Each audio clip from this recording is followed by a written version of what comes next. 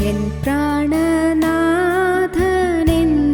വരും, എന്നു തീരും എൻ വേദനകൾ. എൻ പ്രാണനാഥനെന്നു വരും, എന്നു തീരും എൻ വേദനകൾ. ആകുലത്തിൽ ആശ്വസിപ്പാൻ, ആവശ്യങ്ങളിൽ ആശ്രയിപ്പാൻ അങ്ങല്ലാതാരുമില്ലെനിക്ക്. ആത്മനാഥ ഈ പാരിടത്തിൽ എൻ പ്രാണനാഥനെന്നു വരും, എന്നു തീരും എൻ വേദനകൾ. ഇന്നീഹത്തിൽ നിന്നിലല്ല ദില്ല സന്തോഷം ജീവിതത്തിൽ.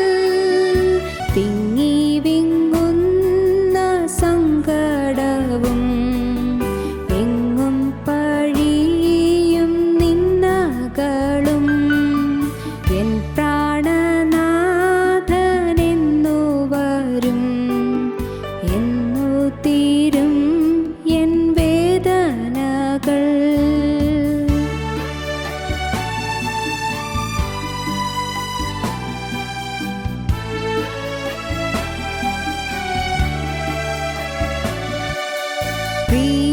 പ്രിയരെല്ലാം കൈവിടുമ്പോൾ, പ്രതികൂലമായി മാറിടുമ്പോൾ, പ്രാണപ്രിയായി ഏഴയാകും പ്രാണിയെ നീയും കൈവിടുമോ?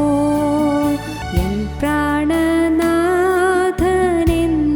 വരും, എന്നു തീരും എൻ വേദനകൾ. നല്ലതല്ലാതൊന്നുമില്ല, നീ നൽകുമെല്ലാം നന്മയല്ലോ. നിത്യത തന്നിലെത്തുവോളം നീ നടത്തെന്നെ നിൻഹിതം പോൽ. എൻ പ്രാണനാഥനെന്നു വരും, എന്നു തീരും എൻ വേദനകൾ. എൻ പ്രാണനാഥനെന്നു വരും, എന്നു തീരും എൻ വേദനകൾ.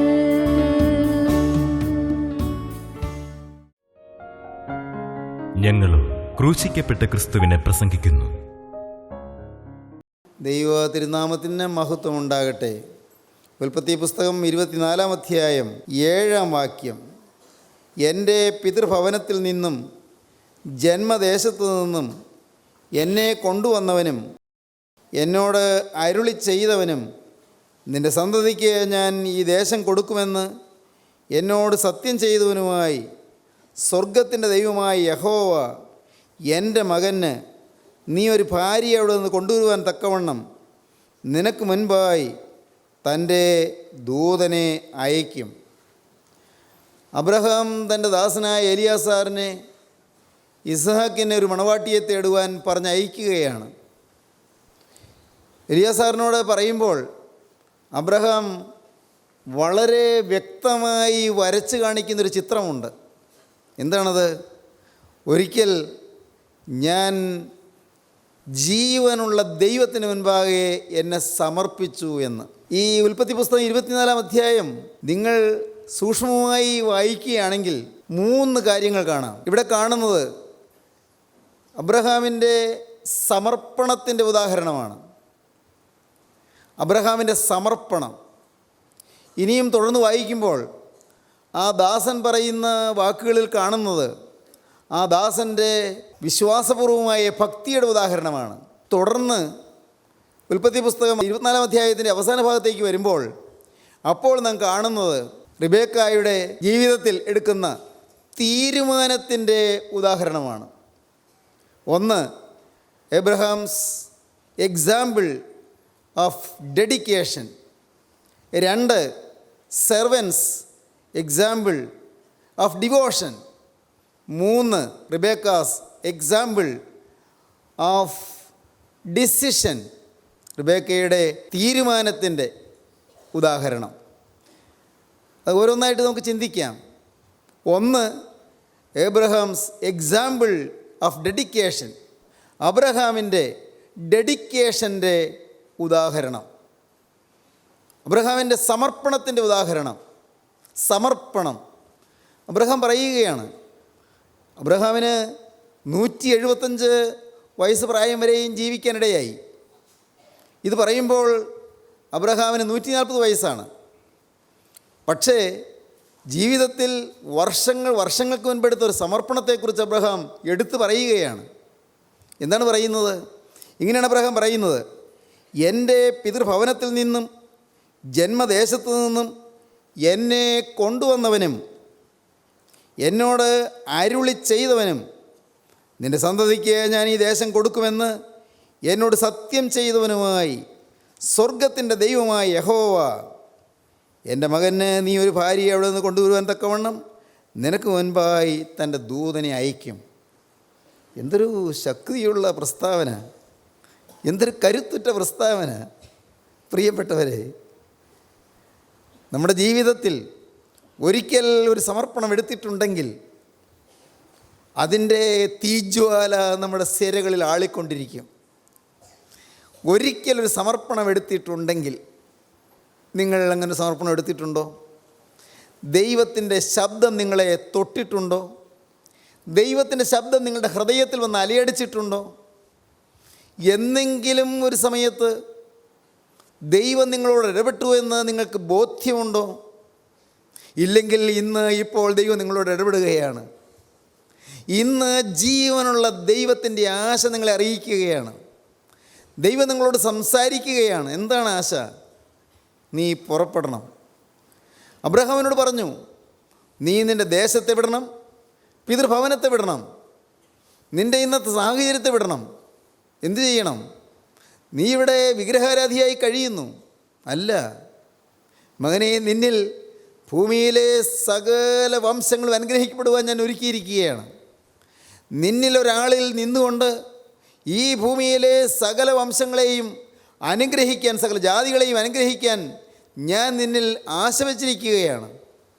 അതുകൊണ്ട് നീ വിഗ്രഹസേവയിൽ കഴിയേണ്ടവനല്ല, നീ സത്യദൈവത്തെ അറിഞ്ഞ് ജീവിക്കേണ്ടവനാണ്. നീ അതുകൊണ്ട് ഈ ദേശം വിടുക, പിതൃഭവനം വിടുക, ഞാൻ നിന്നെ കാണിപ്പാനിരിക്കുന്ന ദേശത്തേക്ക് പുറപ്പെടുക. വർഷങ്ങൾ കഴിഞ്ഞു. അബ്രഹാം പുറപ്പെട്ടിട്ട് ഇപ്പോൾ ഏതാണ്ട് 65 വർഷമായി കഴിഞ്ഞിരിക്കുന്നു. അബ്രഹാമിൻ്റെ ജീവിതത്തിൽ 75-ാമത്തെ വയസ്സിലാണ് കൽദയുടെ ഊരിൽ നിന്ന് പുറപ്പെട്ടത്, മെസൊപ്പൊട്ടോമിയയിൽ നിന്ന് പുറപ്പെട്ടത്, യൂഫ്രട്ടീസ് ടൈഗ്രീസ് നദിക്ക് അക്കരെ നിന്ന് പുറപ്പെട്ടത്, മെസൊപ്പൊട്ടോമിയൻ സമതലത്തിൽ നിന്ന് പുറപ്പെട്ടത്, പിതൃഭവനത്തിൽ നിന്ന് പുറപ്പെട്ടത്. പക്ഷേ ഈ 65-70 വർഷത്തോളമായി അബ്രഹാം ഇത്രയും കാലവും ഉള്ളിലെ തീ കാത്ത് സൂക്ഷിച്ചു കൊണ്ടിരുന്നു. ഒരിക്കൽ സമർപ്പണം എടുത്തവർ, ഒരിക്കൽ ദൈവസന്നിധിയിൽ ചില തീരുമാനങ്ങളെടുത്ത് പുറപ്പെട്ടവർ, ഇന്ന് ഈ വാക്കുകളെ കേൾക്കുമ്പോൾ നിങ്ങളോട് ചോദിക്കട്ടെ, നിങ്ങളുടെ ഉള്ളിലെ തീ കത്തുന്നുണ്ടോ? അന്ന് എടുത്ത സമർപ്പണത്തിൻ്റെ അഗ്നി, ആ തീനാളം നിങ്ങളിൽ ജ്വലിക്കുന്നുണ്ടോ? ദൈവത്തിന് സ്തോത്രം. പ്രിയപ്പെട്ടവരെ, അതെന്തൊരു ഭാഗ്യമാണെന്നോ, എന്തൊരു ശക്തിയാണെന്നോ. ജീവനുള്ള ദൈവത്തോട് വാക്ക് പറഞ്ഞ് പുറപ്പെട്ടവ ദൈവത്തിൻ്റെ ദാസൻ ആ വാക്കിൽ നിലനിൽക്കുന്നു. തൻ്റെ ദാസനോട് പറയുകയാണ്, എനിക്ക് ഒരു മകനുണ്ട്, ദൈവം തന്ന മകൻ, ഉടയമ്പരാൻ തന്നതാണ് എനിക്ക്. സ്വർഗത്തിലെ ദൈവം എൻ്റെ വാർദ്ധക്യത്തിൽ തന്ന മകനാണ്. പ്രതീക്ഷയൊന്നും ഉണ്ടായിരുന്നില്ല, എനിക്ക് അല്പം പോലും ആശയില്ലായിരുന്നു. ഞാൻ തളർന്ന് അവശനായി പോയതാണ്. വാഗ്ദത്തമുണ്ട്, പക്ഷേ എവിടെ വാഗ്ദത്തം? വാഗ്ദത്തം കൊണ്ട് എന്ത് സാധിക്കുന്നു? ദൈവം പറഞ്ഞു, വർഷങ്ങൾ ഞാൻ കാത്തിരുന്നു. 25 വർഷങ്ങളുടെ നീണ്ട കാത്തിരിപ്പിന് ശേഷമാണ് എനിക്ക് ഇസ്ഹാക്കിനെ കിട്ടിയത്. എന്നാൽ ഞാൻ ചിലപ്പോൾ തളർന്നെങ്കിലും സ്വർഗത്തിലെ ദൈവം തളർന്നില്ലായിരുന്നു. ഞാൻ അന്ന് കൽദയുടെ ഊരിൽ വെച്ച് ദൈവത്തോട് പറഞ്ഞ വാക്ക് ദൈവം ഓർത്തു. ദൈവം എന്നോട് പറഞ്ഞ വാക്ക് ഞാൻ പക്ഷേ ചിലപ്പോഴെല്ലാം ഞാൻ ഭാരത്തോടെ ചിന്തിച്ചിട്ടുണ്ട്. കർത്താവേ, നീ ഇതെന്നോട് പറഞ്ഞ വാക്കാണല്ലോ, പക്ഷേ എന്തുകൊണ്ട് നിറവേറുന്നില്ല എന്നൊക്കെ ഞാൻ ചിന്തിച്ച് പോയിട്ടുണ്ട്. അതുകൊണ്ടാണ് കൂടാരത്തിനുള്ളിൽ എൻ്റെ ഭാര്യ സാറ നെടുവീർപ്പോടെ ഇരിക്കുമ്പോൾ ഞാൻ കൂടാര വാതിക്കൽ നെടുവീർപ്പോടെ ഇരുന്നത്. മുഖം വാടിയവനായി, ഉള്ളം തളർന്നവനായി, തല കുമ്പിട്ടവനായി ഞാൻ ഇരുന്നത്. എന്നാൽ അന്ന് ദൈവം എൻ്റെ തല ഉയർത്തിച്ചു. എൻ്റെ തലയെ ഉയരുവാൻ ദൈവം കാരണമായി. ദൈവം കടന്നു വന്നു. ദൈവം വീണ്ടും എന്നെ സന്ദർശിച്ചു. ഇപ്പോൾ എനിക്ക് എൻ്റെ ഈ 140 വയസ്സിൽ എൻ്റെ ദാസനായി നിന്നോടൊരു വാക്കേ പറയാനുള്ളൂ. എന്താണ് പറയാനുള്ളത്?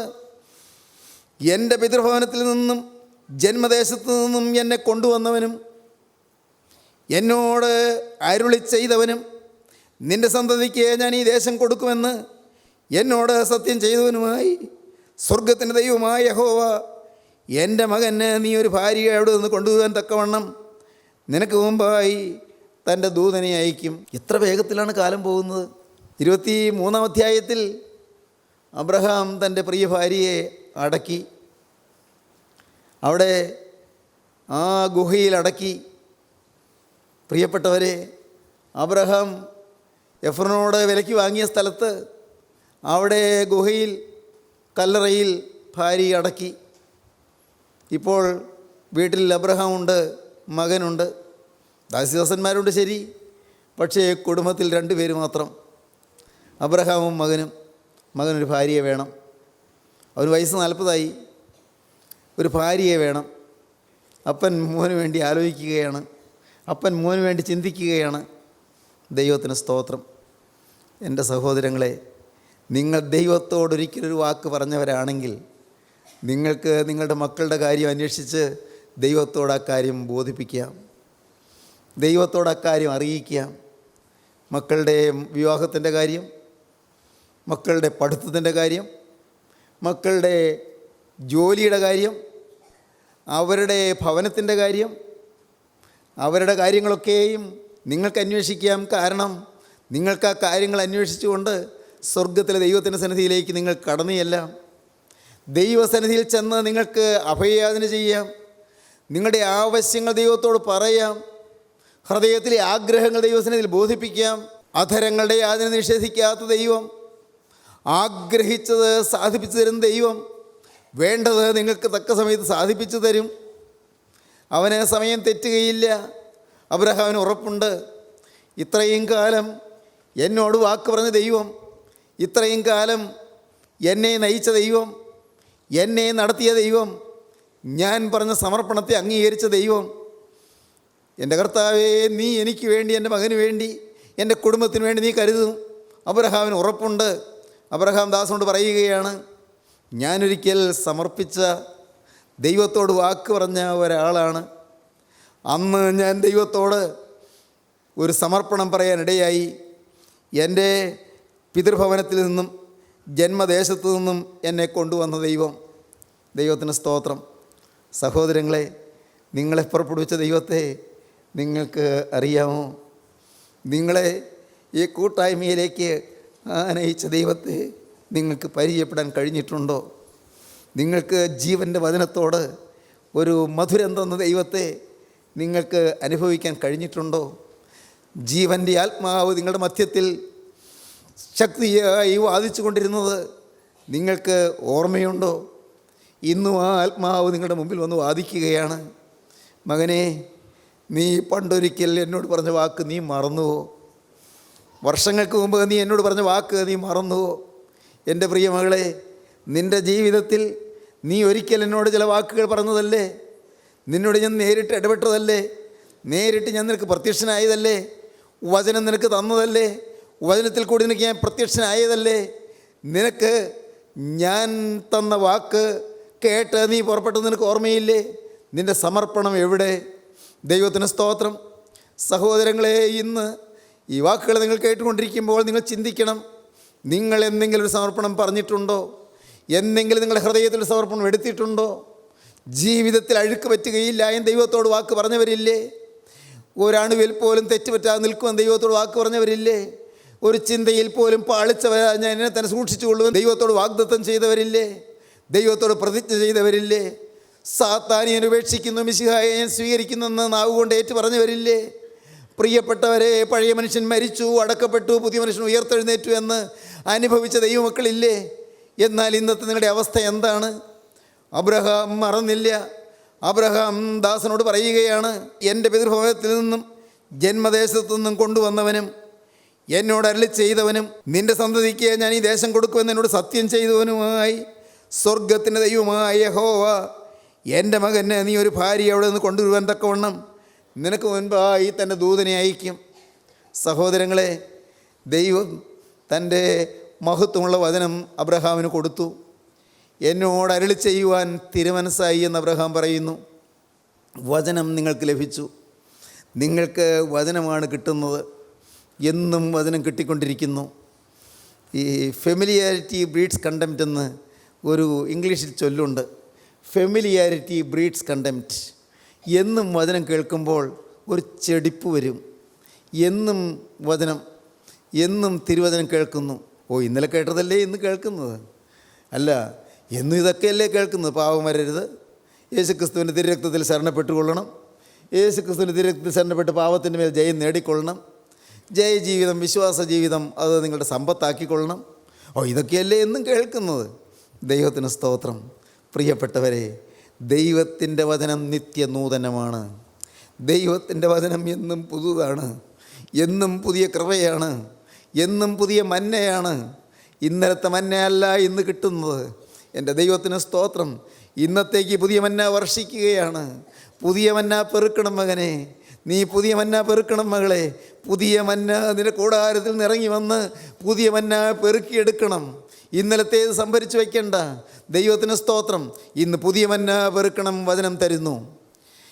എന്നോട് അരുളി ചെയ്തവനും എന്നാണ് അബ്രഹാം പറയുന്നത്. എന്നോട് അരുളി ചെയ്തവൻ, എന്നെ പിതൃദേശത്തു നിന്നും പഴയ ഭവനത്തിൽ നിന്നും എൻ്റെ പിതാക്കന്മാരുടെ അരികിൽ നിന്നും എന്നെ പുറപ്പെടുവിച്ച ദൈവം. അതാണ് അബ്രഹാം പറയുന്നത്. എൻ്റെ പിതൃഭവനത്തിൽ നിന്നും ജന്മദേശത്തു നിന്നും എന്നെ കൊണ്ടുവന്നവനും എന്നോട് അരുളി ചെയ്തവനും മാത്രമല്ല, എന്നെ കൊണ്ടുവന്നു, എന്നോട് അരുളി ചെയ്തു, എനിക്ക് വാഗ്ദത്തം തന്നു. ദൈവമെന്നും വാഗ്ദത്തങ്ങളുടെ ദൈവമാണ്. വാഗ്ദത്തങ്ങൾ തരുന്നവൻ മാത്രമല്ല, വാഗ്ദത്തങ്ങൾ പാലിക്കുന്ന ദൈവമാണ്. എൻ്റെ സ്നേഹിതരെ, നിങ്ങൾക്ക് വാഗ്ദത്തങ്ങൾ കിട്ടിയിട്ടുണ്ടോ? എന്തെങ്കിലും എല്ലാം വാഗ്ദത്തങ്ങൾ കിട്ടിയിട്ടുണ്ടോ? ദൈവത്തിന് സ്തോത്രം. നിങ്ങൾ പഴയ ഏടുകൾ മറിച്ച് നോക്കൂ. പഴയ ഏടുകൾ മറിച്ച് നോക്കൂ.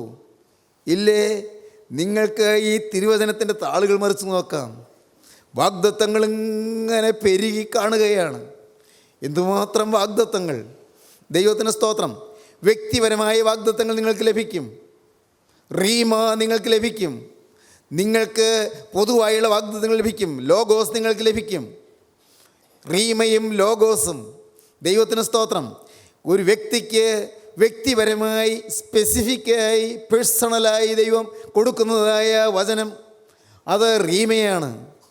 എന്നാൽ ദൈവം പൊതുവായി നൽകുന്ന വചനം, പൊതുവായി നൽകുന്നതായ ദൈവിക ശബ്ദം അത് ലോഗോസാണ്. നിങ്ങൾക്ക് ഇത് രണ്ടും കിട്ടിയിട്ടുണ്ട്. ഈ കൂട്ടായ്മയിൽ വരുന്ന നിങ്ങൾ ഭാഗ്യശാലികളാണെന്ന് ഞാൻ പറയും. ദൈവത്തിന് സ്തോത്രം. പ്രിയപ്പെട്ടവരെ, നിങ്ങൾക്ക് ദൈവം നേരിട്ട് ആലോചനകൾ തരുന്നു. ദൈവം നിങ്ങൾക്ക് നേരിട്ട് പ്രത്യക്ഷനാകുന്നു. ദൈവം നിങ്ങളോട് വ്യക്തിപരമായി സംസാരിക്കുന്നു.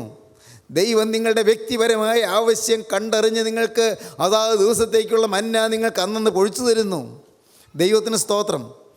അബ്രഹാമിൻ്റെ സമർപ്പണം, എന്നോട് അരുളി ചെയ്ത ദൈവത്തിൻ്റെ മുമ്പിൽ, എനിക്ക് വാഗ്ദത്തം തന്ന ദൈവത്തിൻ്റെ മുൻപിൽ എനിക്ക് ഒരു സമർപ്പണമുണ്ടായി. ഞാൻ പിതൃദേശം വിട്ടു, ഞാൻ ജന്മദേശം വിട്ടു, ഞാൻ പിതൃഭവനം വിട്ടു. ദൈവത്തിന് സ്തോത്രം. Abraham's example of his dedication. അബ്രഹാമിൻ്റെ ഡെഡിക്കേഷൻ്റെ എക്സാമ്പിൾ. ദൈവത്തിന് സ്തോത്രം. പഴയ നിയമത്തിൽ എത്രയോ സ്ഥലങ്ങളിൽ ഇതുപോലെ ഡെഡിക്കേഷനുണ്ട്, ഇതുപോലെ സമർപ്പണമുണ്ട്. അബ്രഹാം സമർപ്പിച്ചു, ഇസ്ഹാക്ക് സമർപ്പിച്ചു, യാക്കോബ് സമർപ്പിച്ചു ഓരോ പ്രായത്തിൽ. പിന്നെ നാം വരുമ്പോൾ കാണുന്നത് ജീവനുള്ള ദൈവത്തിന് മുൻപാകെ മോശ സമർപ്പിച്ചു. ദൈവം തീജ്വാലയിൽ പ്രത്യക്ഷനായപ്പോൾ മുൾപടർപ്പിൽ തീയായി ദൈവം വെളിപ്പെട്ടപ്പോൾ ദൈവസന്നിധിയിൽ മോശ സമർപ്പിച്ചു. ജീവനുള്ള ദൈവത്തിൻ്റെ മുൻപിൽ ദാവീദ് സമർപ്പിച്ചു. ജീവനുള്ള ദൈവത്തിൻ്റെ മുൻപിൽ ദാനിയേൽ സമർപ്പിച്ചു. പ്രവാചകന്മാർ സമർപ്പിച്ചു. ഓരോരുത്തരും സമർപ്പിച്ചു. ദൈവം തൻ്റെ സന്നിധിയിൽ സമർപ്പിച്ച തൻ്റെ മക്കളുടെ നാവിന്മേൽ വചനം വരച്ചു കൊടുത്തു. ദൈവത്തിന് സ്തോത്രം. നിൻ്റെ നാവ് ഇങ്ങോട്ട് നീട്ടുക എന്നൊരിക്കൽ യിരെമ്യാവിനോട് പറഞ്ഞു. ദൈവത്തിന് സ്തോത്രം. ഞാനതിൽ വചനം വരച്ചു തരാമെന്ന് ദൈവം പറഞ്ഞു. നിന്നെ ഞാൻ ഇന്നല്ല, വചനം വരച്ചു തരുന്ന ഇന്നല്ല, വർഷങ്ങൾക്ക് മുൻപ് നീ അമ്മയുടെ ഗർഭത്തിൽ ഉരുവാകുമ്പോൾ തന്നെ നിന്നെ ഞാൻ അറിഞ്ഞു, നിന്നെ ഞാൻ വിളിച്ചു, നിന്നെ ഞാൻ വേർതിരിച്ചു, നിന്നെ ഞാൻ നിയമിച്ചു, നിൻ്റെ മേൽ എൻ്റെ സ്നേഹം പകർന്നതിനെ ഞാൻ തെരഞ്ഞെടുത്തു വെച്ചു. ദൈവത്തിന് സ്തോത്രം. ജാതികൾക്ക് പ്രവാചകനായി ഞാൻ നിന്നെ നിയമിച്ചു. യിരെമ്യാവിന് ദൈവം ചില അനുഗ്രഹങ്ങൾ നൽകുകയാണെന്ന് ജനിച്ചതിന് ശേഷമല്ല, അമ്മയുടെ ഗർഭത്തിൽ ഉരുവായിരിക്കുമ്പോൾ തന്നെ യിരെമ്യാവിന് ദൈവം അപ്പോയിൻ്റ് ചെയ്യുകയാണ്. യഹോവയുടെ വെളിപ്പാടിരിക്കുണ്ടായതെന്തെന്നാൽ നിൻ്റെ അമ്മയുടെ ഉദരത്തിൽ ഉരുവാക്കിയതിന് മുൻപേ ഞാൻ നിന്നെ അറിഞ്ഞു. നീ ഗർഭപാത്രത്തിൽ നിന്ന് പുറത്തു വന്നതിന് മുൻപേ ഞാൻ നിന്നെ വിശുദ്ധീകരിച്ചു. ജാതികൾക്ക് പ്രവാചകനായി ഞാൻ നിന്നെ നിയമിച്ചിരിക്കുന്നു. ദൈവത്തിന് സ്തോത്രം. ജാതികൾക്ക് പ്രവാചകനായി നിയമിച്ചിരിക്കുന്നു. യിരെമ്യാവിന് കിട്ടിയ ഭാഗ്യം അതല്ലേ. യിരെമ്യാവ് ദൈവത്തിൻ്റെ ഭാവത്തോടെ കരഞ്ഞ് നടന്നത്. അതുകൊണ്ടാണ് യിരെമ്യാവിന് കരയുന്ന പ്രവാചകൻ എന്ന് പേരായത്. ലെമൻറ്റിംഗ് പ്രോഫറ്റ്, കരയുന്ന പ്രവാചകൻ. കരയുകയാണ് പ്രവാചകൻ. ദൈവത്തിന് സ്തോത്രം. മനോഹരമായ ഒരു കഥ ഞാൻ കേട്ടിട്ടുണ്ട്. കഥ അങ്ങനെ നടന്നതല്ലല്ലോ, പക്ഷേ ഒരു ഭാവനയിലുള്ള കഥയാണ്. ഫിൽ ഹെയിൽസ് എന്ന് പറയുന്ന ഭക്തനായ ഒരു സുവിശേഷകൻ ഒരു ഭാവനയിൽ കഥ പറഞ്ഞു. ആ കഥ ബോബ് ഗ്യാസ് എന്ന് പറയുന്ന ഇന്ന് ജീവിച്ചിരിക്കുന്ന ഒരു സുവിശേഷകൻ ആ കഥ എടുത്തു പറഞ്ഞു. അപ്പോൾ കഥ എങ്ങനെയാണ് നടന്നതല്ല, അങ്ങനെയാണ് നടന്നില്ലയോ അറിയാൻ പാടില്ല. ഒരു കഥ. എന്താണ് കഥ? യേശു തമ്പുരാൻ അങ്ങനെ നടന്നു പോകുമ്പോൾ ഒരാൾ വഴിയരികത്തിരുന്ന് കരയുന്നു. കർത്താവ് ചോദിച്ചു, എന്തിയാ കരയുന്നത്? എന്താ കരയുന്നത്? ഞാനൊരു കുരുടനാണ്. കർത്താവ് അവന് സൗഖ്യം കൊടുത്തു. സന്തോഷമായി. പിന്നെയും കർത്താവ് മുന്നോട്ട് പോവുകയാണ്. നടന്നങ്ങ് പോകുമ്പോൾ വേറൊരാളിരുന്ന് കരയുന്നു. എന്തിയാ കരയുന്നത്? കർത്താവ് ചോദിച്ചു. അവൻ പറഞ്ഞു, ഞാനൊരു മുടന്തനാണ്, നടക്കാൻ വയ്യ. അവന് സൗഖ്യം കൊടുത്തു. കർത്താവ് പിന്നെ അവിടെ നിൽക്കുന്നില്ല, പിന്നെയും മുന്നോട്ട് പോവുകയാണ്. കുറേ കഴിഞ്ഞപ്പോൾ വേറൊരാളിരുന്ന് വഴിയോരത്തിരുന്ന് കരയുന്നു. എന്തിയാ കരയുന്നത്? ഞാനൊരു സുവിശേഷകനാണ്. സുവിശേഷകൻ. കർത്താവ് അരികത്തങ്ങിരുന്നു. കർത്താവ് അരികത്തിരുന്നുകൊണ്ട് കർത്താവും കൂടെ കരയാൻ തുടങ്ങി. അരികത്തിരുന്നുകൊണ്ട് ഈ സുവിശേഷകൻ്റെ കൂടെ കരയാൻ തുടങ്ങി. ഇംഗ്ലീഷിൽ ഞാൻ വായിച്ചത് ഇങ്ങനെയാണ്: ഐ എം എ പാസ്റ്റർ. ഞാനൊരു പാസ്റ്ററാണെന്ന് പറഞ്ഞാൽ ജനത്തെ നടത്തുന്ന ഇടയനാണെന്ന്. അതായത് സഭകളിൽ പാസ്റ്റർ അല്ലെങ്കിൽ അച്ഛൻ അല്ലെങ്കിൽ പുരോഹിതൻ, മൂപ്പൻ, ലീഡർ, എന്തെങ്കിലും ആയിക്കോട്ടെ, ഏതായാലും ഐ എം എ പാസ്റ്റർ. ഞാൻ ജനത്തെ നടത്തുന്ന ഇടയനാണ്. കരയുന്നു. കർത്താവ് പിന്നെ അവിടെ നിന്ന് പോകുന്നില്ല, അവിടെ തന്നെ ഇരിക്കുക. എന്തിയ കാര്യം? പ്രിയപ്പെട്ടവരെ, കാര്യം എന്താണെന്നറിയാമോ? സുവിശേഷം ഇരുന്ന് കരയുന്ന ആത്മാക്കൾക്ക് വേണ്ടി കരയുകയാണ്. ആത്മാക്കൾക്ക് വേണ്ടി കരയുകയാണ്. മറ്റുള്ളവർക്ക് വേണ്ടി കരയുകയാണ്. ഓ എൻ്റെ ദൈവമേ, ഇന്നത്തെ സുവിശേഷകന്മാരിൽ നിന്ന് കേട്ടിരുന്നെങ്കിൽ, ഇന്നത്തെ പട്ടക്കാരിൽ നിന്ന് കേട്ടിരുന്നെങ്കിൽ, ഇന്നത്തെ മൂപ്പന്മാരിൽ നിന്ന് കേട്ടിരുന്നെങ്കിൽ, ഇന്നത്തെ കശീശന്മാരിൽ നിന്ന് കേട്ടിരുന്നെങ്കിൽ. ദൈവത്തിന് സ്തോത്രം. ആ ആളുടെ അടുക്കൽ നിന്ന് കർത്താവ് പോകുന്നില്ല. കർത്താവും കൂടെ ഇരുന്ന് കരയുകയാണ്. ദൈവത്തിന് സ്തോത്രം. സഹോദരങ്ങളെ, എന്താണ് പറഞ്ഞത്? ദൈവം തൻ്റെ ശുശ്രൂഷകന്മാരെ മാനിക്കുന്നു. ദൈവത്തിൻ്റെ വേലക്കാർ ആത്മാക്കൾക്ക് വേണ്ടി കരയുന്നവരോട് ചേർന്നിരുന്ന് സ്വർഗത്തിലെ ദൈവം കരയുന്നു. നിങ്ങൾക്ക് ഒരു സമർപ്പണം എടുക്കാൻ പറ്റുമോ? കർത്താവിനോട് ഒരു വാക്ക് പറയാൻ പറ്റുമോ? യേശുവേ, എൻ്റെ കഴിഞ്ഞ കാലങ്ങൾ പാഴായിപ്പോയി, ഞാൻ അലസനായിപ്പോയി. എൻ്റെ കർത്താവേ, ഞാൻ ഉദാസീനയായിപ്പോയി. എൻ്റെ കർത്താവേ, ഞാൻ മയങ്ങിപ്പോയി, ഞാൻ ഉറങ്ങിപ്പോയി, ഞാൻ ആത്മാവിൽ ചൈതന്യം കെട്ടുപോയി. എൻ്റെ നാഥ, ഇന്ന് ഞാൻ ഈ വാക്കുകളെ കേട്ടുകൊണ്ടിരിക്കുമ്പോൾ ഞാൻ നിന്നോടൊരു വാക്ക് പറയട്ടെ, വീണ്ടും ഒരു സമർപ്പണം എടുക്കട്ടെ. യേശുവേ, ഈ നിമിഷം മുതൽ ഞാൻ നിൻ്റെ അടിമ, ഞാൻ നിൻ്റെ വക, ഞാൻ നിൻ്റെ സത്യശുശ്രൂഷകൻ, ഞാൻ നിൻ്റെ വിശ്വസ്ത വേലക്കാരൻ. ദൈവത്തോട് നിങ്ങൾ വാക്ക് പറയൂ, ദൈവകരങ്ങളിലേക്ക് ഏൽപ്പിക്കൂ. അത് തലമുറകൾ നിലനിൽക്കും. അതിൻ്റെ ശോഭനമായ അനുഭവങ്ങൾ സന്തതി തലമുറകൾക്ക് ലഭിക്കും, മക്കൾക്കും മക്കളുടെ മക്കൾക്കും ലഭിക്കും. പ്രിയപ്പെട്ടവരെ, യേശു നിങ്ങളെ സ്നേഹത്തോടെ സമീപിക്കുന്നു. യേശു നിങ്ങളെ അരികത്ത് വന്ന് അവൻ നിങ്ങളെ എഴുന്നേൽപ്പിക്കുന്നു, നിങ്ങൾക്ക് കൃപ തരുന്നു, നിങ്ങൾക്ക് വചനം തരുന്നു, നിങ്ങൾക്ക് ജീവൻ തരുന്നു, നിങ്ങൾക്ക് ചൈതന്യം തരുന്നു, നിങ്ങൾക്ക് പുതിയ സമർപ്പണം തരുന്നു. പുതിയ സമർപ്പണത്തിൻ്റെ വക്താക്കളാകുവാൻ, പുതിയ സമർപ്പണത്തിൻ്റെ ഉദാഹരണങ്ങളാകുവാൻ, ദൃഷ്ടാന്തങ്ങളാകുവാൻ നിങ്ങൾ എഴുന്നേൽക്കൂ. നിങ്ങളുടെ ജീവിതം ക്രിസ്തുവിന് കൊടുക്കൂ. ക്രിസ്തുവിനോട് വാക്ക് പറയൂ, എനിക്ക് വേണ്ടി തിരുരക്തം ചിന്തിയവനെ, എൻ്റെ പാപക്കറകൾ കഴുകാൻ എനിക്ക് വേണ്ടി ജീവൻ വെടിഞ്ഞവനെ, നിനക്ക് വേണ്ടി ഞാനിതാ എന്നെ തന്നെ തരുന്നു, എന്നെ സമർപ്പിക്കുന്നു, സമ്പൂർണ്ണ സമർപ്പണം ഞാൻ എടുക്കുന്നു. വാക്ക് പറയുവീൻ, ഹൃദയം തുറക്കുവീൻ, യേശുവിനായി ജീവിതം വേർതിരിപ്പീൻ. നമുക്ക് പ്രാർത്ഥിക്കാം. കരുണയുള്ള കർത്താവേ, ഈ നല്ല ദിവസത്തിനായി സ്തോത്രം, ദിവ്യ സ്നേഹത്തിനായി സ്തോത്രം, തിരു സാന്നിധ്യത്തിനായി സ്തോത്രം, അർഹിക്കാത്ത അനുഗ്രഹങ്ങൾ തരുന്നതിനായി സ്തോത്രം, അർഹിക്കാത്ത കൃപകൾ തന്ന് ഞങ്ങളെ നടത്തുന്നതിനായി സ്തോത്രം. നാഥ, സത്യസമർപ്പണത്തിലേക്ക് ഞങ്ങളെ ആനയിക്കുന്നതിനായി സ്തോത്രം. മഹത്വം യേശുവിന് മാത്രം. യേശുവിൻ നാമത്തിൽ തന്നെ, ആമേൻ.